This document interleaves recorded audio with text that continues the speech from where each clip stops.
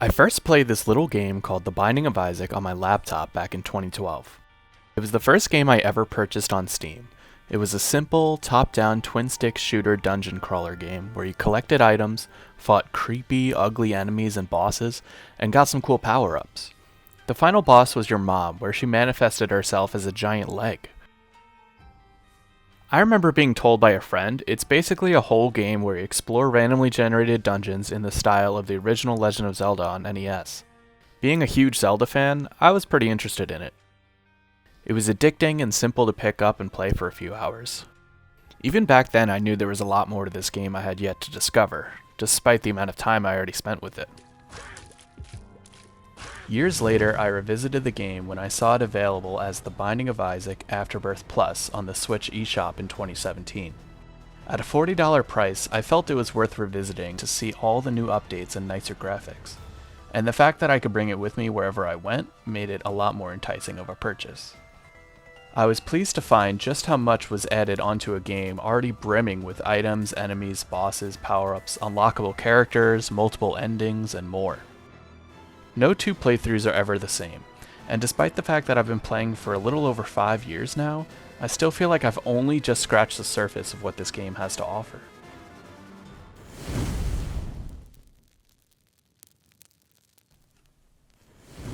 The moment you start up the game, you're greeted to a crudely drawn opening cutscene of the story of The Binding of Isaac. The game is inspired by the actual biblical story and draws on certain parallels. For example, much like Abraham, God speaks to Isaac's mother one day, telling her to end the life of her son Isaac to show her devotion to him above all others. Isaac's mother follows God's commands and approaches his room with a knife from the kitchen. Isaac, who is watching from a crack in his door, searches his room for an exit and finds a trapdoor hidden underneath his rug. Isaac's mother bursts into his room right as he's about to jump down to the depths hidden below. That's essentially the only plot you're given for this game. You're a sad, terrified child hiding from your deranged mother while exploring the rooms of your basement. Your only option is to fight the monsters that lie ahead and delve further and further into the depths below, hoping to find a way out. The goal of the game is clear and easy to understand. Enter a room, take out all the enemies to proceed to the next room. Eventually you'll fight a boss for that floor, and defeating it will reveal another trapdoor to jump down to the next floor. You control Isaac with the left stick and shoot his literal tears with the right stick. You can use the face buttons to shoot, which I like a lot more. My favorite way to play the game is on the Switch with split Joy-Cons, so I can play the game sprawled out on my bed with the Joy-Con in each hand for ultimate laziness. You will collect bombs that you can use to clear certain obstacles, like rocks, reveal certain rooms, and of course damage enemies. You can collect keys which you can use to unlock treasure rooms, which will give you a helpful item. It may be a reusable item which you can use over and over again as long as you clear enough rooms to keep recharging it. You can find batteries which will instantly recharge your item. You may also find an item that boosts your stats like faster attack speed or movement speed. There are items like dog food or rotten meat that will give you extra health. You can find more powerful tears like flaming tears or poison tears, or you may even find a buddy which will help you out along the way. Clearing a room could reward you with a pill, hearts, coins, or items, so there's never a reason not to take out all the enemies on each floor. Pills are pretty hit or miss. They don't tell you what they do when you obtain them, so your only option is to use them over and over to see what it does. Even though there are a few good pills, like ones that'll give you an extra heart or increase your luck, more often than not I find myself getting bad pills like Bad Trip, which will take away a full heart, or Are You a Wizard, which will cause you to shoot diagonally for 30 seconds, which is awful if you're trying to take out enemies effectively. You get a little progress bar at the top of your screen each time you delve deeper into the basement, which will show you just how close you are to the final boss. You of course want to be as prepared as possible before you get to Mom, so I recommend searching all the rooms to a floor before you continue onward, as there will be no way to go back to a prior floor. You'll keep all of your items you obtain throughout the playthrough, but dying is always permanent in this game.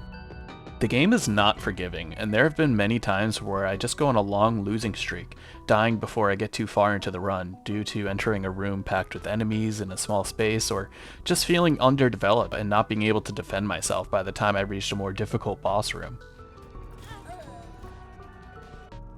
The fact that it's randomly generated can give you great luck in some runs, but pretty subpar to even bad luck in others. Certain rooms are gauntlets where opening one of 3 treasure chests spawn enemies you must clear before leaving the room. These rooms could be pretty helpful if you really want to be as prepared as possible for the boss, but many times I find myself getting a key or a pill that doesn't really help me, so I tend to stay away from these rooms unless I really need it. There are also devil rooms which will sometimes open depending on how sinful you've been up to that point in the run, and they will only appear after defeating a boss. Your sin and faith percentages don't really change much early on into the run. Certain items or pills may boost one of these percentages, which is your probability of finding a devil room or angel room respectively. Devil rooms are much more common, but you can boost your chances of getting an angel room by not accepting any of the devil powers from a devil room. Angel rooms offer very good rewards that can help you later on into the run, but devil rooms offer good to great rewards earlier on in the run. These powers are given in exchange for your heart containers, but can be extremely helpful, like Lord of the Pit, which grants flight, allowing you to cross over pits to grab items, or the Brimstone power, which allows you to spit this massive hitbox across the screen, killing most enemies instantly. If your run isn't going well by the 3rd or 4th floor, I recommend getting some devil powers to help you out. You kinda have to know what these icons mean, and the only way to learn is by trial and error, or of course just by looking it up. But where's the fun in that? You'll definitely start to find items that you'll want to avoid. There's Dead Cat, which will give you 9 lives, but sets your heart to 1, and you can only respawn with 1 heart with each life as well. Or there's the Cursed Eye, which will give the player a charge shot, firing 4 tears instead of just 1, but you'll teleport to another room if you're attacked while charging. This is extremely frustrating, as being teleported out of the room before killing a boss will reset the fight. I've lost many runs this way, and I didn't even realize the Cursed Eye was the problem. The game doesn't tell you about these passives, so if you pick up a bunch of items back to back, finding the source of a certain passive that you didn't expect can be really tricky. Luckily, the items that really affect the gameplay negatively are few and far in between. I should mention the vast amount of content here is seriously impressive. This is because the game has been improved and expanded over and over throughout the years, releasing DLCs and updated full releases.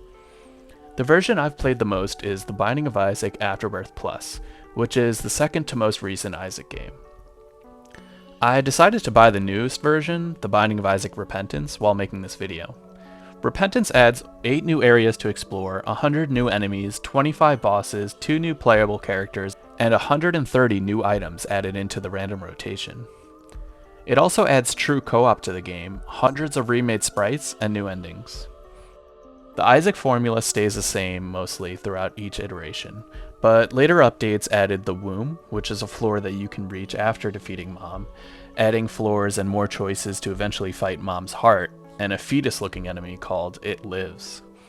After defeating these bosses 8 times, I started to get the option to either go down to the Sheol, another floor with truly tough enemies with Satan as the boss at the end, or by going up to the Cathedral with a similar situation, ending in a boss fight against Isaac himself. I find the Cathedral to be much easier. As of recording this, I've only been able to beat Satan twice. I know there's even more floors to explore and more bosses after that point, so I'm still looking forward to what's next. I've actually looked up very little about this game, despite the fact that I've played a bit of the original game back in 2012, and quite a bit of Afterbirth Plus on the Switch. I think what makes this game so consistently fun throughout all these years is the fact that I'm still being rewarded to this day for trying over and over again to reach a lower floor.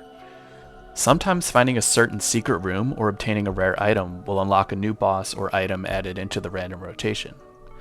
Since there are so many unlockables, I feel like I'm frequently unlocking some sort of new mini-boss, character, or overpowered item I could potentially come across in a run. It's always exciting knowing you unlocked a new character, although many of them I feel don't really change up the gameplay formula too much. Each character has a few small stat changes, such as slower speed or health in exchange for better tier shots, or starting with a certain item or passive ability. Each character has a little to-do sheet, adding icons for certain bosses defeated with said character. The fact that I still haven't completed even half of this list with any characters keeps me hopeful for more things I haven't seen yet. The game has such a creepy, unsettling feel to it. From the music to the obscene character design to the dark, dank basement settings, this game is brimming with personality and charm with a timeless art style. The 16-bit graphics lend themselves well to this type of game. There are little details like worms crawling on the ground and water flowing from grates and cracks in the walls. This game is very impressive visually, despite the fact that it's often depicting gross, filthy details such as urine, blood, and of course poop. Overall, The Binding of Isaac has more than enough content for any gamer looking to get their money's worth. The randomly generated rooms are interesting and engaging because you truly never know what you'll come across, and the twin-stick shooter dungeon crawler gameplay is rewarding and simple enough to understand and master. I really wish there were more info on the items other than the simple phrase written and spoken when obtaining it. Not even the item list gives you more details on what these items are doing to your experience, meaning your memory and the internet is your last resort for many of these items. As mentioned, I try to look up the least amount of info as possible for this game, leaving it up to me to remember what many of these items are doing. Part of that is exciting to me, that I need to keep a mental checklist of what hundreds and hundreds of items are doing to boost my character. It's no easy task, and there are often many passives being added on to my character that I'm not always aware of when I'm playing. If there was only one game I could play for the rest of my life, it would probably be this game. The daily runs, different endings, different characters, hard runs, greed runs, many challenge runs, and more make this game practically a never-ending experience. Knowing I have this treasure trove of seemingly endless content makes me extremely happy as a gamer. Where other games come and go, I always have The Binding of Isaac to look forward to playing time and time again. And that level of longevity and replayability is something other games should be striving for.